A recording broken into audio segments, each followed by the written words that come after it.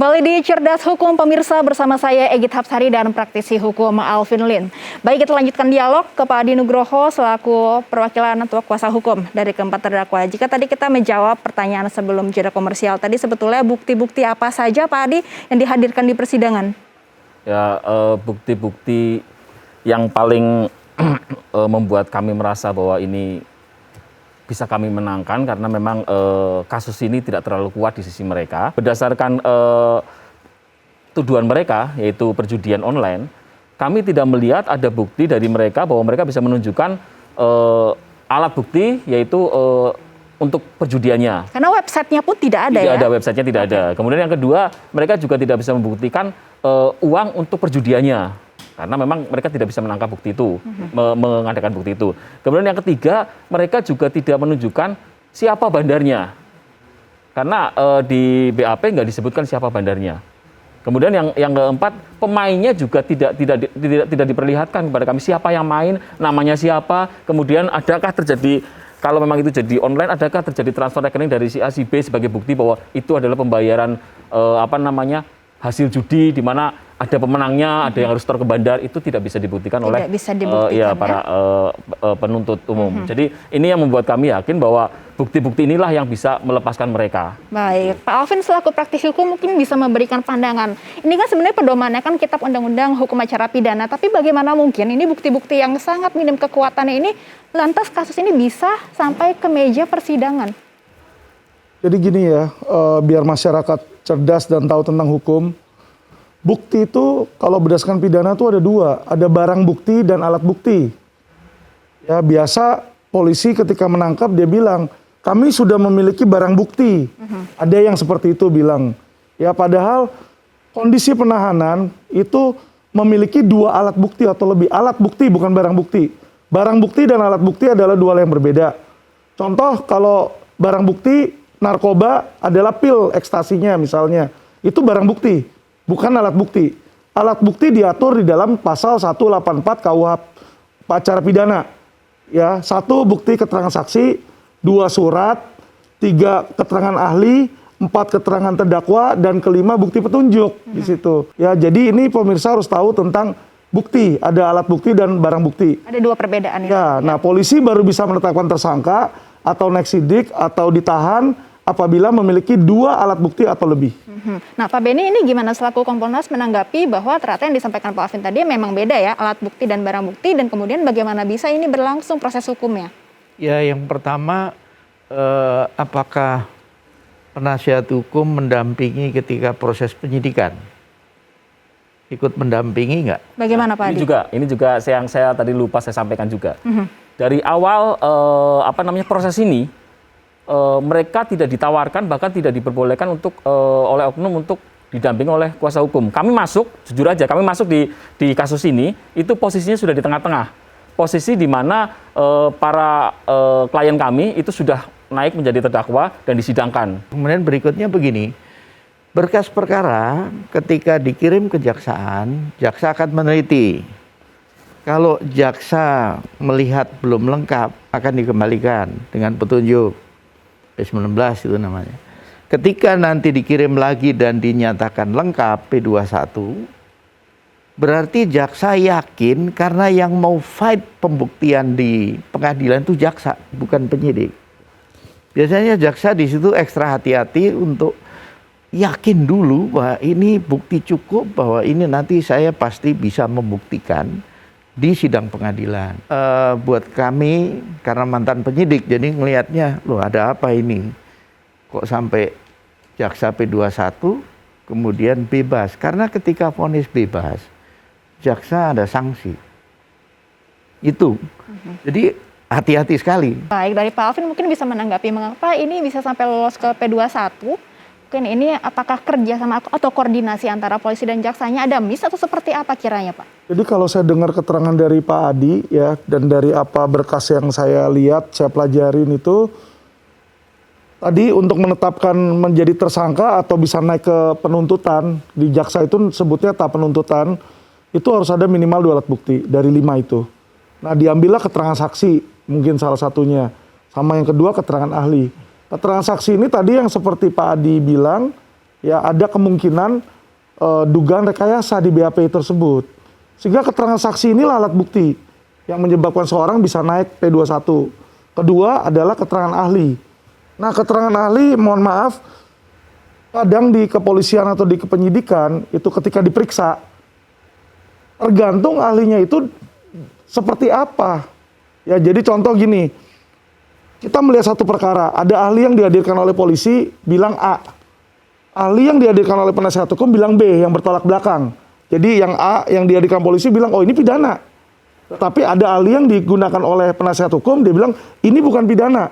Jadi saya sering ikut gelar perkara, baik itu di Wasidik maupun di Karawasidik ataupun di Irwasda, terjadi perbedaan pendapat, padahal keterangan ahli inilah alat bukti. Nah, dua ini dianggap mencukupi, bisa naik ke penuntutan. Nah, disitulah yang memang hukum kita ini mesti dibenahin, harus sebenarnya jelas gitu loh.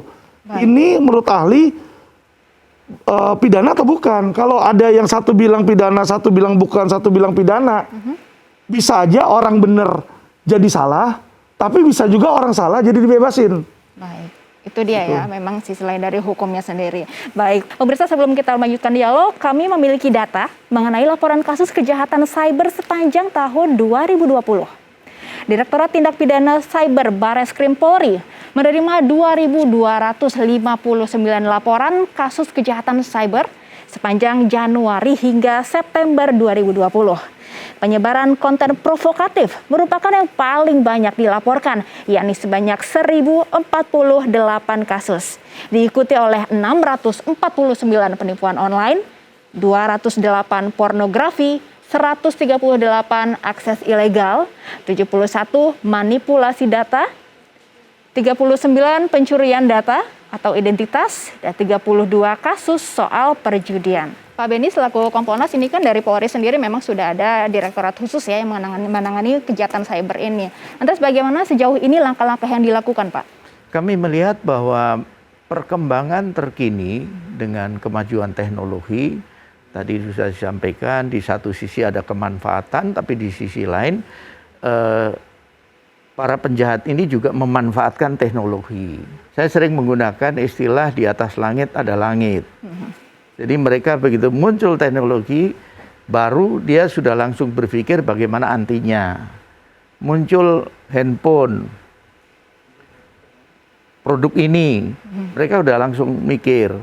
Kemudian produk medsos, mana yang nggak bisa disadap, mana sih yang ini. Lalu mencari celah ya. Lalu itu yang dicari. Oleh sebab itu jajaran Direktorat Cybercrime ini terus mengupdate, terus meningkatkan kompetensinya, mengirim anggota untuk belajar ke luar negeri karena berkejaran dengan kemampuan para penjahat ini.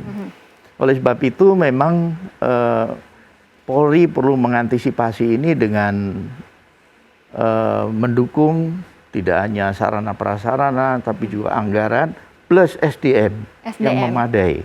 Karena kita adu cepat ya dengan para pelaku kriminal ini. Dan satu lagi, kejahatan ini lintas teritori. Betul sekali. Antar negara, kita semua tahu kan, dari China orangnya lari ke sini, meres dari sini, orang yang ada di China.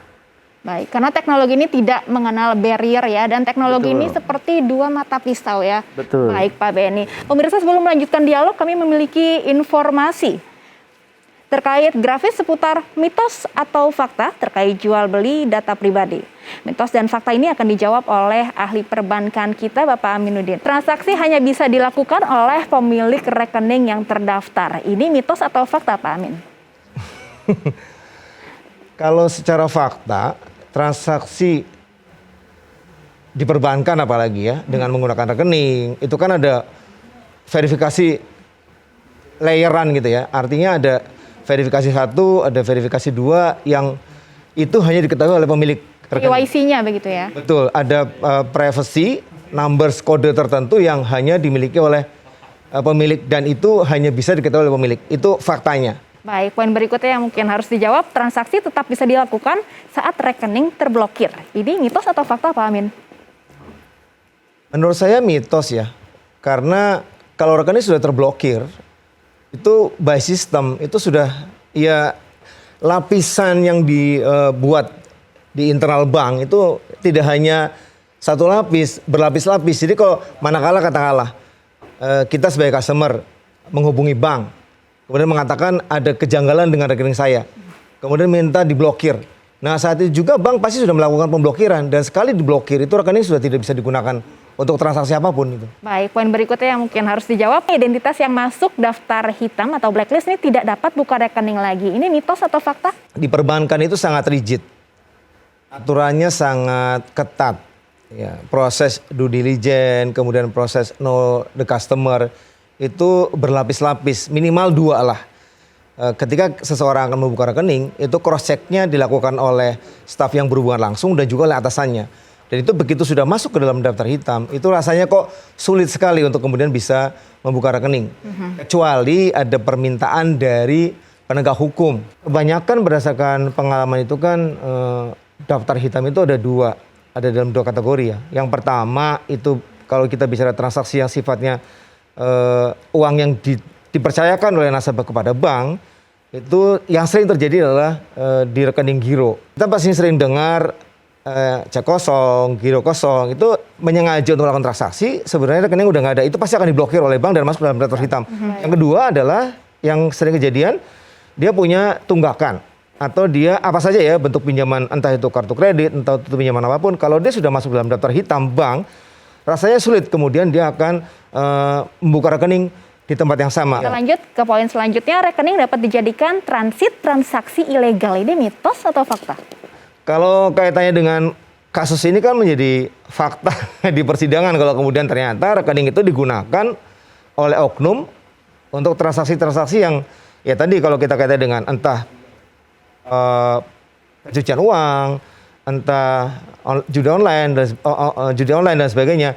Karena si pemegang rekening tidak sadar bahwa rekening digunakan untuk transaksi ilegal. Tapi kalau secara kita di bank kemungkinannya kecil. Intinya adalah tidak sembarangan memberikan data pribadi, meskipun itu melalui jaringan online. Karena pasti akan ada berlapis-lapis. Kita pasti akan diminta ID card, kemudian kode yang ada di ATM ataupun di kartu dan sebagainya, itu pasti sudah melalui proses seperti itu. Dan kalau sampai lolos berarti memang adanya di sisi oknum, entah itu customer yang memang niatnya dalam tanda kutip nggak bagus, atau kemudian ada kerjasama juga dengan oknum yang di internalnya, yang saya rasa itu juga kecil kemungkinannya. Jadi by system memang sepertinya sudah berlapis-lapis ya, seharusnya seperti itu.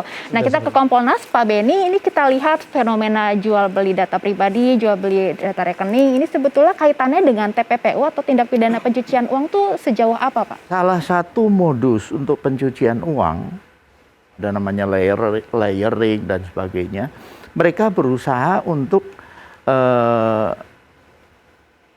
uang yang hasil tindak pidana ini bagaimana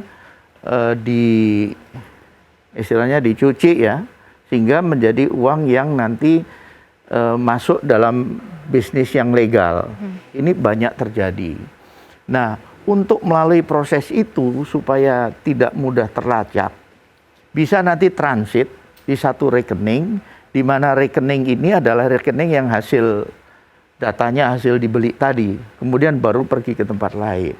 Ini bisa nanti mata rantai terputus ketika mau mencari identitas orang si pemilik rekening ini. Jadi perlu kecanggihan ya, tidak hanya dalam proses untuk penyidikannya, tetapi kerjasama antara negara menjadi penting. Baik, terima kasih Pak Beni selaku perwakilan dari Kompolnas sudah hadir bersama kami. Terima kasih juga Bapak Aminuddin selaku ahli perbankan dari LPPI atas kehadirannya dan juga sudah berbincang dalam Cerdas Hukum ya. Baik, pemirsa, lalu apa yang harus dilakukan masyarakat untuk mengamankan data pribadi agar tidak disalahgunakan? Kita akan membahasnya sesaat lagi, tetap di Cerdas Hukum.